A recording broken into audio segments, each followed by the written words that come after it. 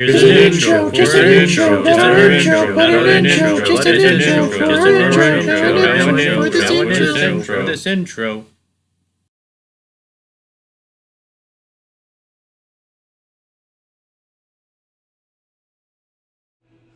Hey, Green Machine friends and fans of fun. We got some books to hit up this week. We have a lot of books to hit up this week. Frankly, it's a giant week for us, and so we're just going to jump right into it. First, we've got Batman's Detective Comics, the annual. And if you don't know, that's Batman's black case book that is usually tapped into it when it involves a mystery that Batman hasn't solved or a mystery from his first year working as Batman. So that's the black case book, and it is in play because it covers a character called oh god, I can't remember his name.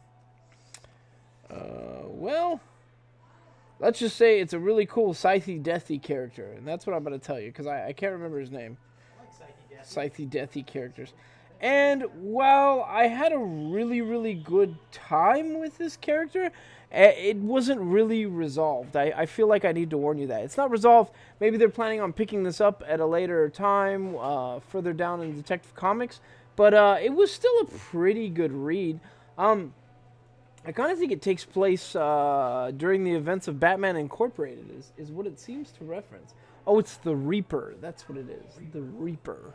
So, yeah, I had a good time with it. I think there might be more that will happen with the story further down the line. We'll have to wait and see. So, Batman Detective Comics Annual, pretty good read. Next is Heroes in Crisis.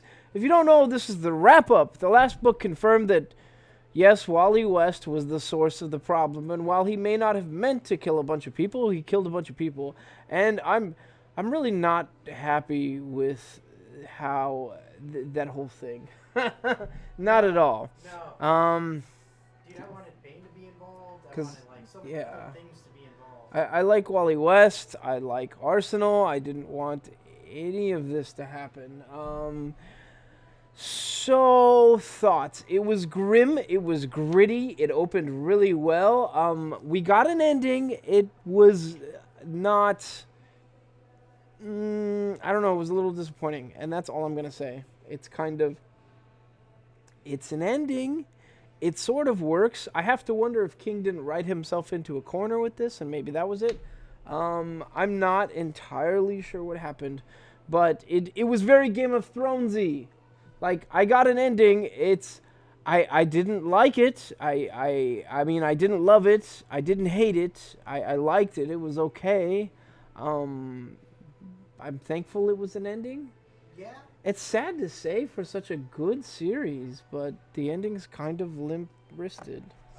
Sorry. Too, since we've opened shop, man, we've had a few titles. Dead Rabbit, Super Brooks, just didn't get an ending. So. Yeah, but, you know, at least we got an ending. Yeah. Next is Thor, and this follows Kull. Who? Yeah, Kull, the god of fear, the villain from Fear itself. Oh. So yeah, it follows him. He's the brother of Odin. And, you know, pretty much, that's pretty much all you need to know.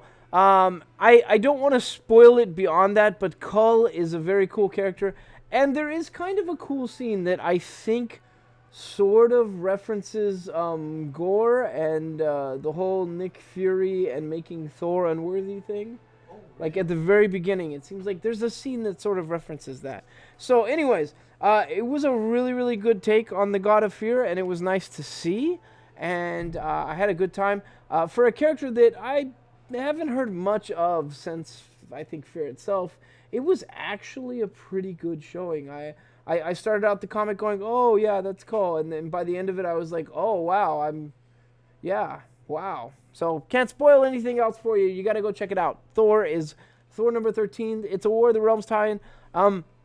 You don't need to have really read the rest of War of the Realms to know what's going on. Just know it's a pretty good showing, a pretty good story.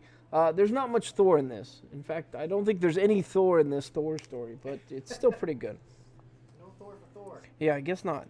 Next is Mighty Morphin Power Rangers Beyond the Grid. If you don't know, the Rangers got severed from the grid, I think is how it is. So all of life in the universe they were in and all of their energy and all that stuff, it was all pretty much depleting. and so they had to figure out how to reconnect to the grid, and this is the wrap-up. So what do you think they did? They connected the grid. Maybe. You're going to have to read it and find out. I will say that having not read a lot of the Power Rangers comics and coming into this on this book, even though it was a wrap-up, it was a super good showing. I had a fun time. I had more fun with this book than I did Heroes in Crisis this week, which kind of breaks my heart for saying, but it's the God's honest truth. Look, I mean, let's go back to Heroes in Crisis real fast. I know if you've been reading this series like I have, most of the revelations came in 8. This is just kind of the wrap-up, but I don't know. I'm a little disappointed. I keep going back to it. Sorry. But yeah, so Mighty Morphin Power Rangers was a great book this week. Really good book. Go pick this up. In fact, I wouldn't say jump in on the last part of the event, but it's a pretty good showing. I actually think I'm probably going to read a little bit more of Mighty Morphin Power Rangers because that was a really fun read. So next is the Fantastic Four, and the War of the Realms has come to Yancey Street. And if you don't know that, well, you're going to get reminded throughout this book because everybody says Yancey Street like every other panel. This is Yancey Street. Yancey Street handles its own. You know about Yancey Street? Yancey Street. I will have this to say. Valeria and Moon Girl get into it at one point in this book. I thought that was a really funny exchange. And Franklin Richards belting out is always a fun thing. So I had a pretty good run with this book. I had a pretty good time with this book. Not a run. A pretty good time with this book. I had a pretty good... the art is pretty good. I thought... I mean, honestly, this was a really good read out of the War of the Realms. And this is one of those self-contained stories, so you don't really need to have read the other stuff to follow what's happening in here. And in fact, you're probably better off if you don't, because there's not much to know. Really good showing. It was nice to see the Fantastic Four kids belt out. But you know what? Yancey Street. All week, we're going to talk about how we're from Yancey Street. Is that like a famous New York street? I feel like it must be, right? I don't know. The way the kids were talking, they're like, one of them almost gets into a fight with Franklin Richards, and he's like, dude, are you kidding? Like, the most OP character. Yeah, like I'm on par with a god, man. What's your problem? And the kid's like, yeah, but this is Yancey Street. I'm sorry. Scratching my head over here. It was still a good read. I just thought that was weird. Nobody does that from where we live. No. Like, this is San Jose. This is Newark. Like, nobody says that kind of stuff. Maybe Oakland or SF does. I don't know. But anyways, next is Blossom 666. So if you don't know, the Blossom twins just found out that they have a brother, and while they were living the life of luxury and being rich, their brother was being trained in like occult rituals with magic and other weird stuff.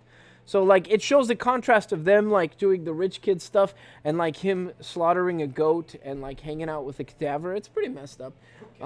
So basically, they're going up against their brother, and there's the whole, like, secret society, possible Antichrist thing. Antichrist thing. This book is a really good showing out of the Archie horror. It's not my favorite Archie horror title, but I'm still having a lot of fun with it. So I would say go pick this up. Currently, Betty is aligned with their evil brother. Really? Yeah, Lucius, I guess is his name. Betty doesn't have her own title, right? She's just running around doing her own thing. I should just run around hanging out with him. Alright. Meanwhile, Veronica shows up at one point and was like, yo, Archie, let's go drinking. I want some French toast, some Schlitz malt liquor. It's totally like that. Like she's like, I stole a bottle of whiskey. Let's go get drunk. Oh, Veronica. Anyways. Dude, from now on, that is your impression of I think my Veronica is the best. She's like hillbilly white trash Veronica. Let's go drinking. You got any Mickeys? I love Mickey's long neck. I can't. All right. Next, we're going to talk about Angel. And we had Angel 0, but now we get Angel 1. And this was actually a really good read. I don't think I've seen too many times where a Slayer was turned into a vampire. In fact, I did my best to try and remember a time when it happened in the comics, and I couldn't remember a time. So that happens in this book, which, yeah, I'm sorry, slight spoiler, but it's a really big deal for me. It felt like a big deal, and I think they're hinting at something big coming in the Angel comic. So totally go pick this up. If you're a Buffy fan, you need to go pick this up. If you're an Angel fan, go pick this up. If you're, I mean, if you like Firefly, anything Joss Whedon, you're probably going to have a good time with this. It was a good read. I'm sorry, maybe I dropped a little bit of a spoiler. It sort of happens at the beginning, but there is a giant big evil bad that's in this that I didn't spoil at all, so you're going to have to come check this out. So Angel number 1, good read. Next is The Amazing Spider-Man Hunted, Part 6, and man, it has been a ride, has it not? It's been a good ride. We had that one character, Gibbon, who died a few issues back, and that broke my heart. And then the whole lizard thing, like lizard fighting. And so anyways, this is Kraven versus the Spider. And Kraven is pretty much cursed. He can't die until he dies to someone of the Spider totem. And he sort of figures this out. Like, he sort of figures it out. And I don't want to spoil it. So he's trying to suicide by cop with Spider-Man is what it is. And so he's kind of figured out how to do it. So it sort of, I'm not going to spoil it beyond that. You need to check it out. It's the wrap-up. It was a pretty good read. I would say don't jump in on this book. We have plenty of the Hunted, like, former issues, so come pick the other ones up. They're good. Like, I had a really good time with this event. I don't know why more people didn't read it, but come pick it up. It's great. And Amazing Spider-Man The Hunted, pretty good. Not a good jumping-off point, but a good book nonetheless. Next is Doomsday Clock, and oh man, Doomsday Clock, I love it. I like it a lot. Okay, so what happened last time? We had Dr. Manhattan pick apart the whole of the DC universe. So Not just that, magic in general. the beginning of the fight is all of the DC heroes loading up on starships and going to Mars while Superman is in a coma. Batman is, what was Batman doing? Do you remember? He was on Earth, though. I remember that. Was he the one that was, I thought it was Superman that was in a coma for whatever reason. It was. Yeah, Batman was. The man in the van, right? Yeah, Batman was doing something, I can't remember what he's doing. Wonder Woman was making an appeal to, like, the UN. Yeah.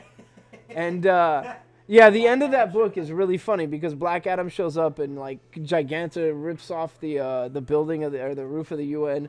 And she's, like, reaching Black Adam towards Wonder Woman, and Wonder Woman's like, "What, Black Adam? What are you doing?" And he's like, "What? Your friends are all gone. What am I doing? Like, what is your problem?" So that was really good. But yeah, so pretty much all of the DC heroes went off to fight Dr. Manhattan on Mars, and the reason being is because, well, for one, Firestorm was framed, right, for the whole Russian thing. Yeah. So Firestorm got framed, and they all, like, staged up to go fight, and pretty much they sealed Mars in, like, what, Green Lantern shell, and then Firestorm gave it an atmosphere, and they all, like, sort of walked out there to go kick Dr. Manhattan's butt, and there was a lot of Guy Gardner talking. He's like, "Yo, we've taken on gods, like you have no idea the Serious smack the talk. butt kicking that you're in for."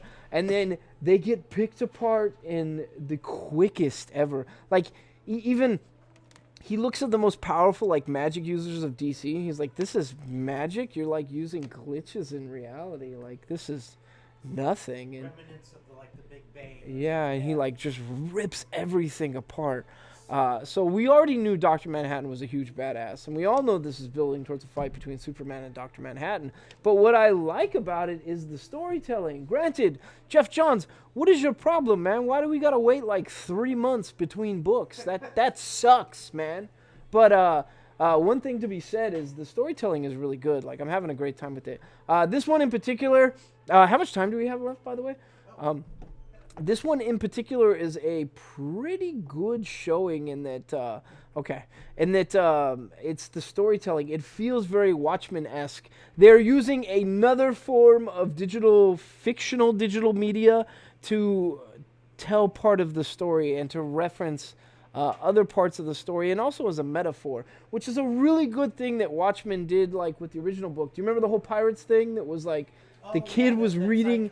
Yeah, he was like reading a comic, and you got the whole pirates story. If you don't know the whole pirates, was it Pirates of the Black Water or Pirates of the Black Sea or something, or the Black Sea? Because I think Pirates of the Black Water was that show that was.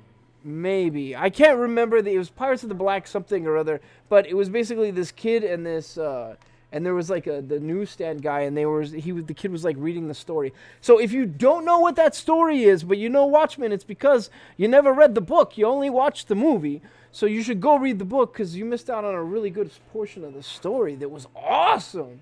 So, yeah. So they're doing something like that in this book. I can't spoil it more than that, but it was a pretty darn good read. All this Doomsday Clock. If you're not on board yet, you should be jumping in. Granted, we're on issue 10. Probably not the best jumping off point, but it's so good. Get in on it. Next is Batman, Last Night on Earth. This is the Zack Snyder, Greg Capullo book that is, Snyder said it's pretty much the wrap-up for all of his Batman run, essentially. So that includes, year zero and... Did I say year zero? 0 year? 0 year. I got my year ones and my 0 years confused. Anyways, this is a really good showing, and it takes place... Well, it starts out in... Man, it's kind of a mind screw, but go figure. It's Snyder, and that's what it does. I can't spoil a lot of the story. If I talk about it, I'm going to spoil it, and this is probably the pick of the week. So I'm not going to spoil too much of it. All you need to know is it's sort of a future apocalypse. Batman has reappeared, and Batman has Joker's head living inside of a jar. And that's all I'm going to tell you. Is this worth a read? It's a really cool read. Like, I had a good time with it. It's very weird and dark and almost like Batman meets Mad Max, but that's not necessarily a bad thing. I had a good time with it. It's DC Black Label, though. You know they get weird with it. So go pick this up. Batman Last Night on Earth. Good showing. Next is Dog Days of Summer, and we need to talk about this real fast because there's one character in here that I love. What character is that? It's a Red Lantern character. Dexter the cat. And this actual story was inked by Mick Gray. And, it might involve Dexter making a new Red Lantern character. One that might even rival him in cuteness and ferocity. So you need to go pick up Dog Days of Summer. I think we only have like 3 of these. It's an 80-page book. But if you can find it on our shelves, go pick it up. It was a pretty good read. I had a good time with it. Also, there's Bat Cow. Yeah. Bat Cow and Bat Joker. Okay. Yeah. That's all I'm going to say beyond that. But I had a pretty good time with Dog Days of Summer. It's a good, fun book. I don't think none of this is going to be main continuity, I don't think, but it was still pretty good. Next is The Superior Spider-Man, Tale of Two Doctors. What doctors might that be? Otto Octavius and Doctor Strange.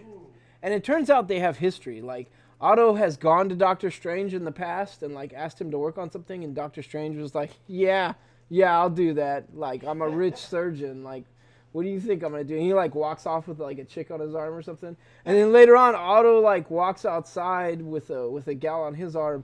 And Doctor Strange is, like, sitting in the gutter. Like after all his accident happened and everything. And he's just totally beat up. And Otto, like, just throws money at him and leaves him there. So they have to work together. And both of these dudes have the biggest egos ever. But they have to work together to fight a giant demon. And it was actually a really good read. Plus, I gotta tell you, they exchanged gear at one point, and that was really awesome. So, I gotta tell you, just for that alone, you should probably go pick up Superior Spider-Man. It was a good read also on top of that, so I really, really recommend it. But that was really cool to see. This is our damaged copy. If you can't tell, it's kind of messed up. We're not putting this one out.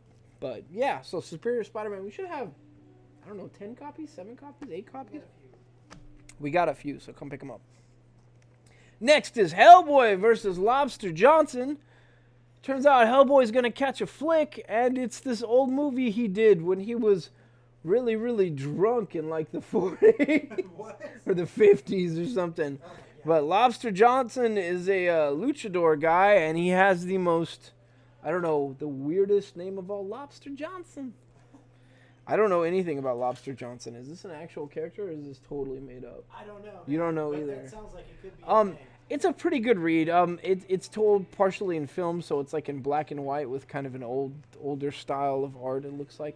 But I had a good time with it nonetheless. It's a standalone. You don't really need to know much. You just go pick this up and you run with it.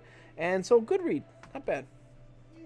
Next is Thanos, and this centers on how Thanos and Gamora became, well, sort of father and daughter. Daughter and abusive father, I guess you could say. I don't know. I don't know. Would Thanos be anything but abusive? Probably not, right? Yeah. But it's a pretty good read. I do have some. No, I'm not gonna say that. I'm gonna say it's a pretty good read. It feels like the artist or the writer has taken a couple liberties, but it's not bad. I would say go check it out. If you read the first one and you like the first one, go pick up the second one. It's not too late to jump in if you're a Thanos fan. We've got a few copies.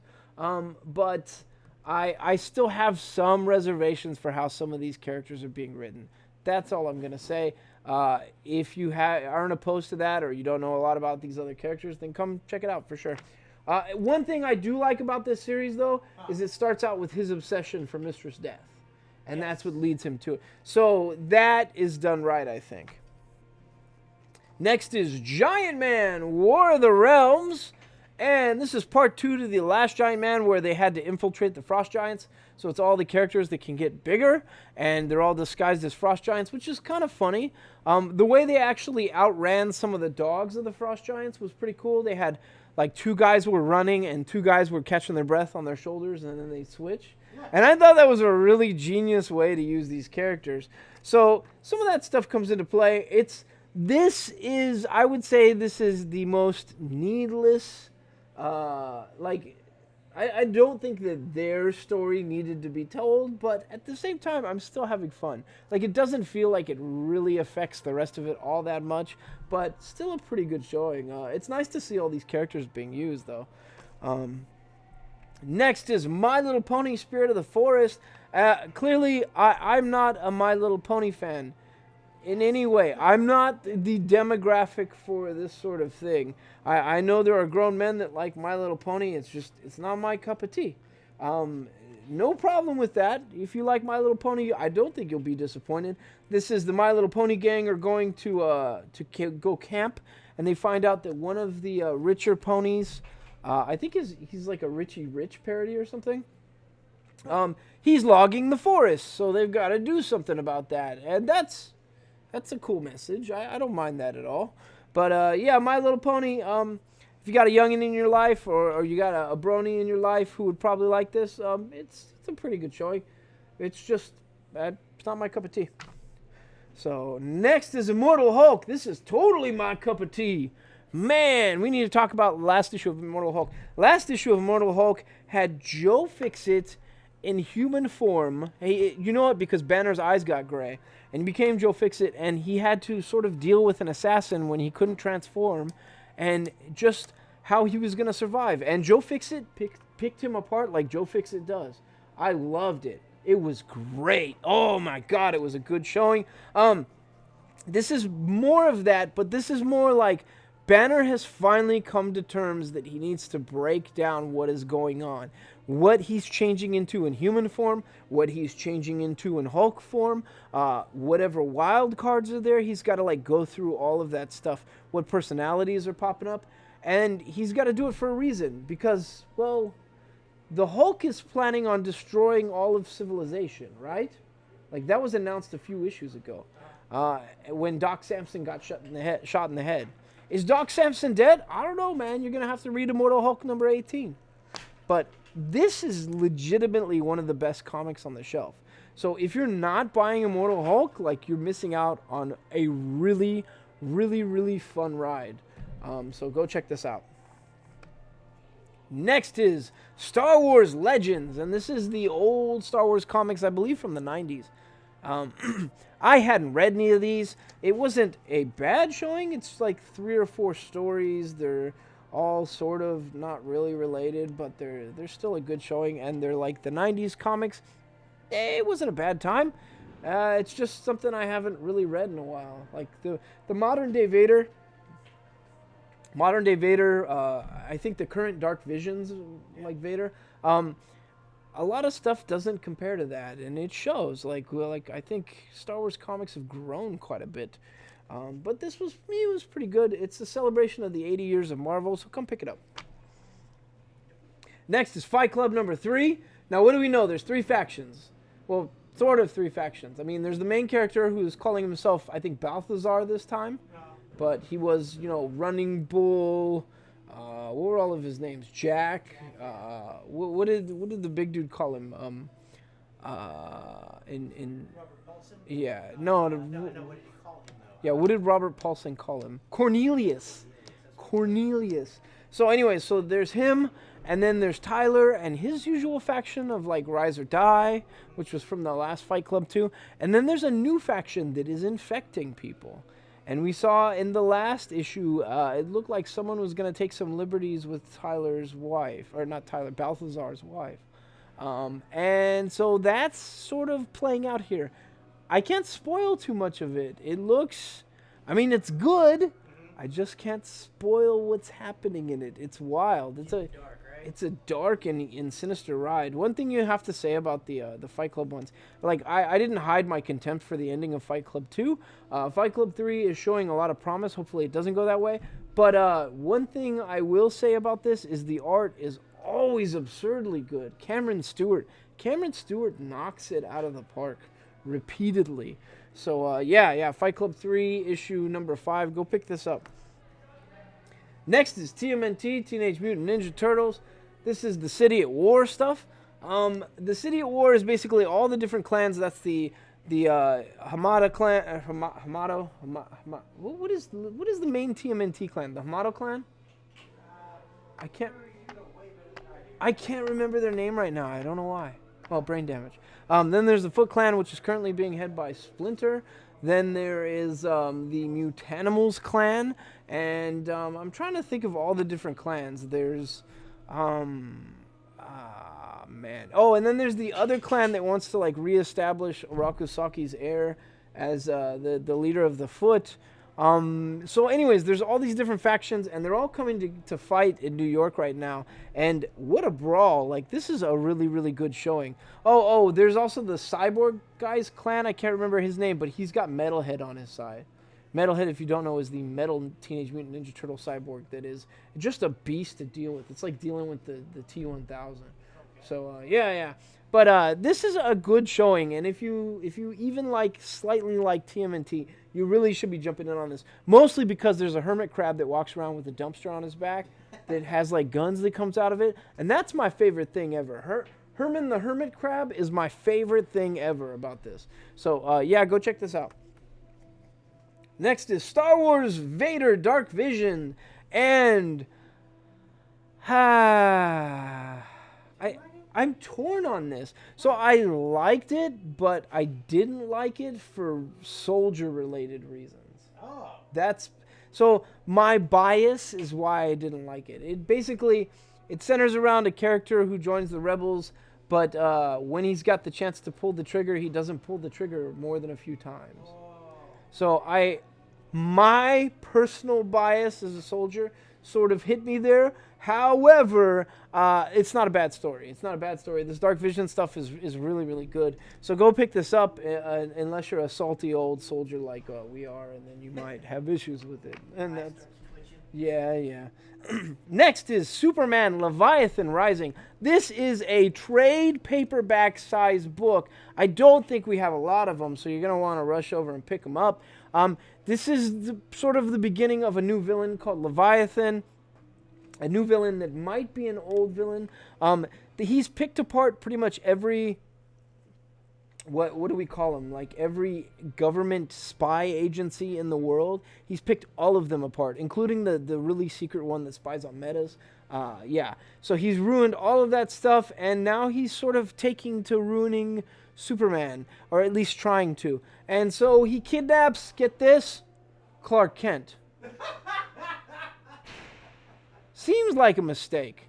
But what I will tell you in this is there are 3 separate stories, an appearance of Dexstar, which the Dexstar appearance doesn't make any sense to me because he's just like there and then vomiting blood and then there. So that doesn't make any sense. Hopefully it's going to be explained in further stories, but we'll just have to wait and see. However, I as 3 or 4 separate stories, the storylines were a little confusing. They could have been clearer. They could have fleshed out a little bit more. But, I mean, you do get a lot of book. And it was really cool to see. The Leviathan character, I will say this, whoever it is has some sense of honor. So that might clue us into is who it could be. Who knows? But, yeah, good showing. Go pick this up. I mean, you really should be picking this up if you've been following any of this stuff. Like, this is a new villain. We need to know who it is. So let's get some theories going, people. This is the start to the year of the villain, right? Start to the year of the villain, yes. Next is Stranger Things. This is going to be our last book of the week. Stranger Things this is following the kids that were experimented on. So this is like number 3 and number 6. So, yeah, and they're a little bit older than the kids we know, and it's kind of a cool beginning. It doesn't really explain much, but it does show that there are some connections that were tied between their life and before they went to the center. So, yeah, pretty good showing. It's 1 of 4, so I would say go pick it up, because Stranger Things is starting soon, isn't it? Yeah. It's starting really soon. They just dropped the last trailer, didn't they? Yeah, so go jump in on this. It's a 4-issue series. It's not going to bankrupt you. Jump in and see what they've got to show us. And that is all of our books for this week. Are we doing a drawing? I think we're doing a drawing. We're doing a drawing, so let me get that. Woo, let's do the drawing. Oh, did something fall out? There we go. Oh. Is it the wrong way? Ah.